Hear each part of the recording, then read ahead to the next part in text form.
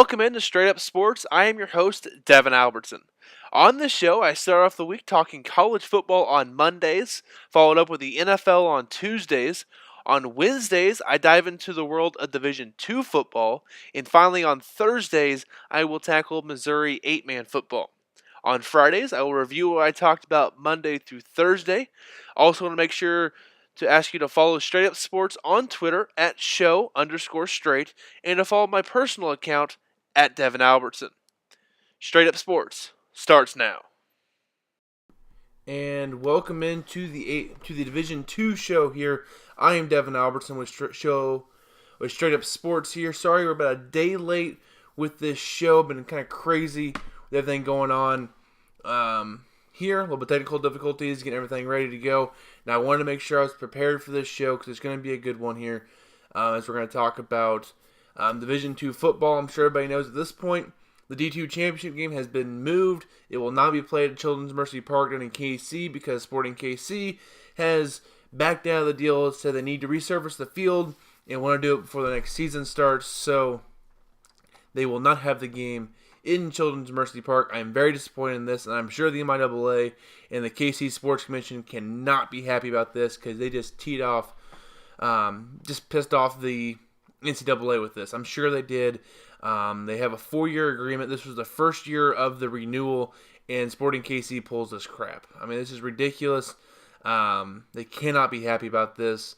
Now they're taking 2 bids for the championship game, one for 2018 and another bid for the next 3 years, 2019 through 2021. I'm not going to get into all the details of where the game should be held because I think it's been done better elsewhere. The D2football.com, they're having more videos and other stuff going on there. So make sure you check out Brandon Meisner's video on D2football.com. I'll put a link down in the description for this video. He does a much better job than I could possibly do on possible locations for this year and for future years. I'll just hit the key points. He said for this year, his best 3 options: Arrowhead in Kansas City, UCM's campus down in Warrensburg, Central Missouri, and then Missouri Western at Spratt Stadium in St. Joe. He goes to the pros and cons for each one of those sites. I would probably go with Arrowhead. I know the site's pretty big, but I think it's probably the best accommodating for everything they wanted to do there and just kind of move the game from one spot in KC to the other. I think it might be the best spot for temporary use in 2018. Then he talked about what could happen in the future broadcasts from 2019 to 2021 in future games. He didn't like the ideas of Orlando or Las Vegas or even the highest seed hosting because it's so hard to plan 1 week ahead for a championship game.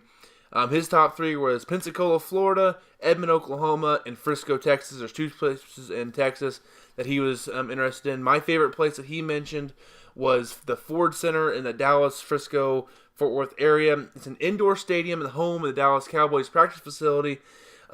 Beautiful indoor facility. You don't have to worry about weather. It's in Dallas, which is pretty centrally located, easy to get to. I think it'd be probably the best choice. Be my vote for choices going forward. Be the Ford Center in Dallas if they get that with the Cowboys all worked out.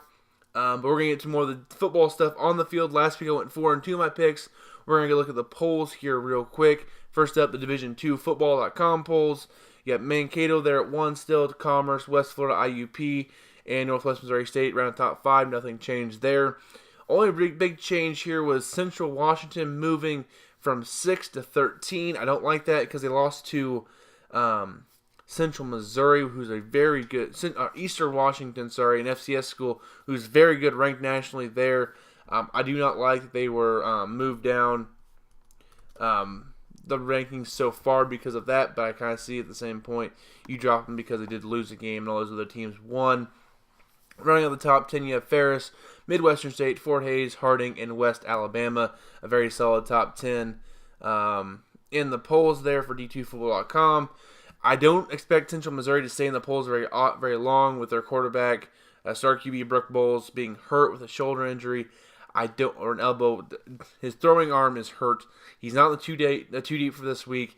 If he's out for an extended period of time, UCM could be in trouble there. And up next with the AFCA poll, their top 5: Texas A&M Commerce, West Florida, Minnesota State, Indiana, IUP, and then you have Fort Hays in the top 5. Northwest and Hays were tied last week at 5.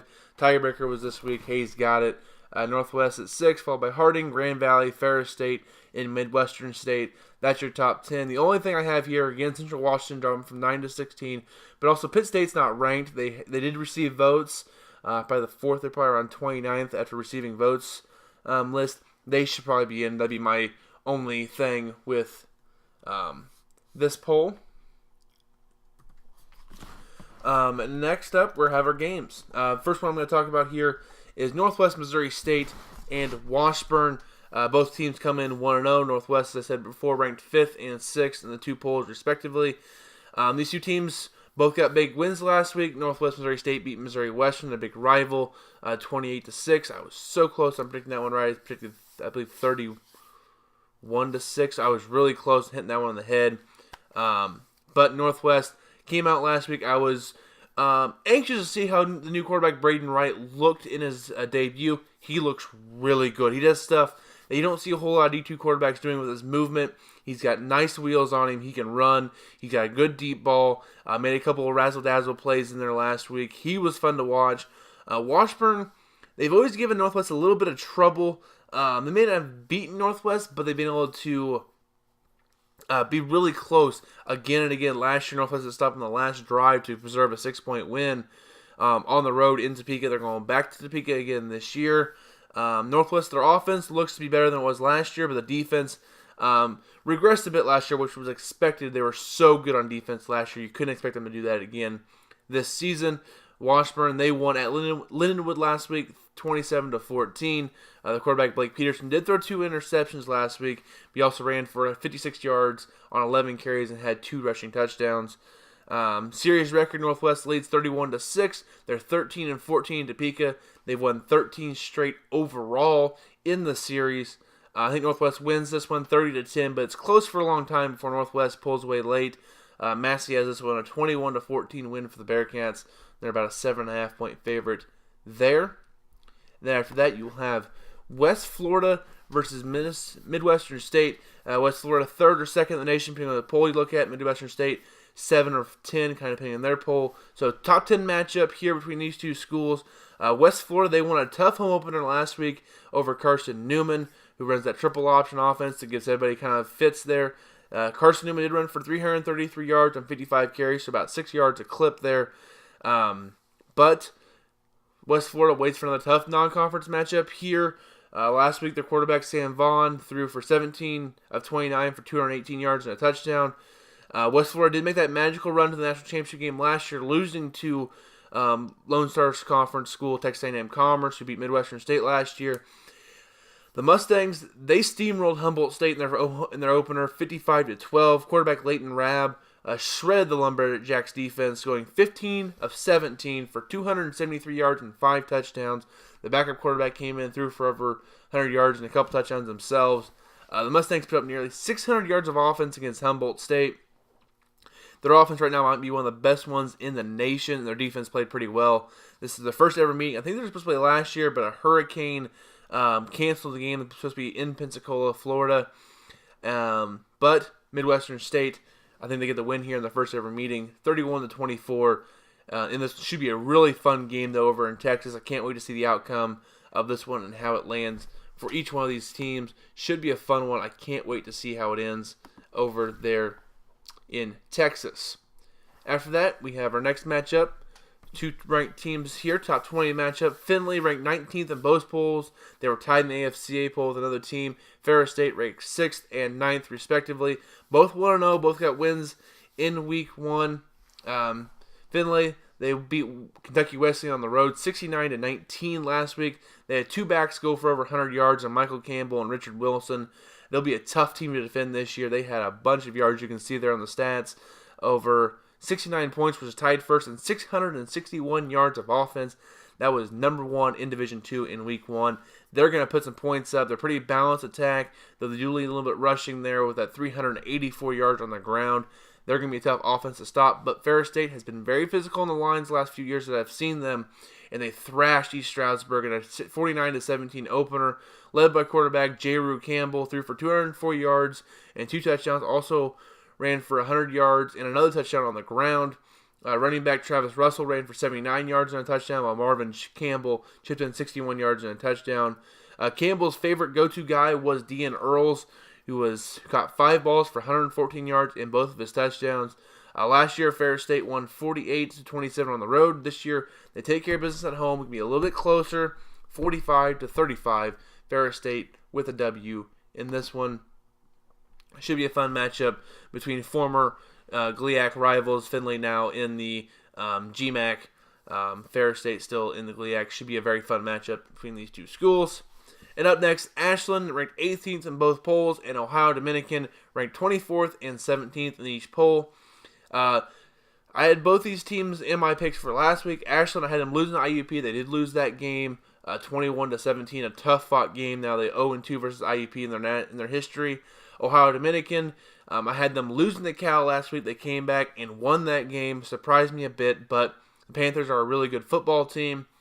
Ashland, their new starting quarterback, Billy Ball, went 15 of 21 for 115 yards in their loss. No touchdowns, no picks. Andrew Vaughn was their star running back of the offense with 22 carries for 133 yards and a touchdown. IUP's quarterback, Lenny Williams, did prove to be too much for Ashland. I kind of thought it was going to happen. He went 19 for 28 for 214 yards and 3 touchdowns in the air, 9 carries for 63 yards on the ground. Ashland's O-line struggled a bit, allowing 5 sacks in the loss. Ashland cannot afford to fall to 0-2 before conference play even begins here. I know that a tough non-conference schedule this year with IUP and Ohio Dominican, but if you lose both those games and you still have to play Ferris State and Grand Valley State later in the year, that could spell trouble for the Eagles. 4 losses is not out of the question for Ashland. Even though I think they're a really good football team, they need to win this game, and Massey has them winning 34-21. For Ohio Dominican, they went with junior Shane Buchelno. I hope I said his name right. At QB, he went 20 of 26 for 229 yards and 3 touchdowns in the win. The running game did not produce in this win, though, against Cal in a 28-23 win. E.J. Colson was their leading rusher. He had 14 carries for 45 yards and a touchdown. The rest of the team combined was 13 carries for -7 yards. Team average of 1.4 yards a carry. And even Colson was like 3.2, 3.6 or something like that. Not great there for the Panthers. Their defense did play well, though, forcing Cal's freshman quarterback to throw 3 interceptions. Cal jumped out to a 17-7 lead early in the second quarter. Ohio Dominican responded with a 21-0 run that spanned into the fourth quarter to put the Panthers up 28-17 before allowing a late touchdown. The Panther defense allowed a lot of yards, but they won the turnover battle 3-0. And in any football game, I don't care what level you are at, if you win the turnover battle 3-0 in evenly matched teams, you're going to win a lot of those games. And even if you're the lesser talented team, you're going to win a lot of those ball games because you're capitalizing on the other team's mistakes. The Panthers are on an 8-game winning streak, the second longest in the country, only behind defending champions Texas A&M Commerce. As Dominican last year started 0-3, I believe, 0-4 in the year, rattled off a bunch of wins and won the conference, just barely missed the playoffs last year. They are a very good football team, won 7 in a row to end last year. Last year, Ashland won this game 47-21.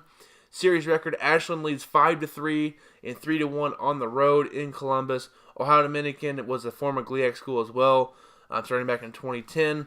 But I believe Ashland falls in this one, though, 31-28, taking the Panthers this week.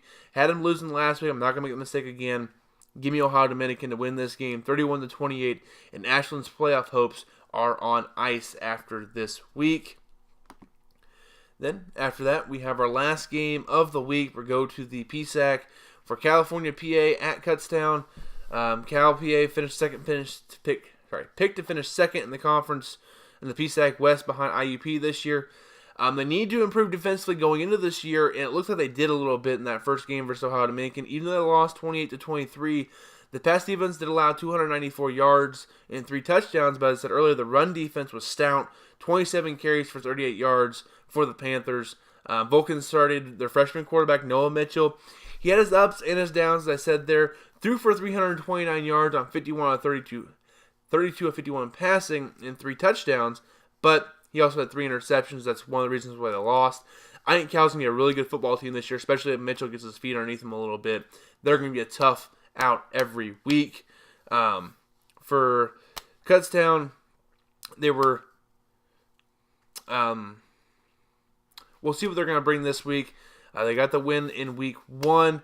As you can see with their stats, they're winning 32-28 over Assumption.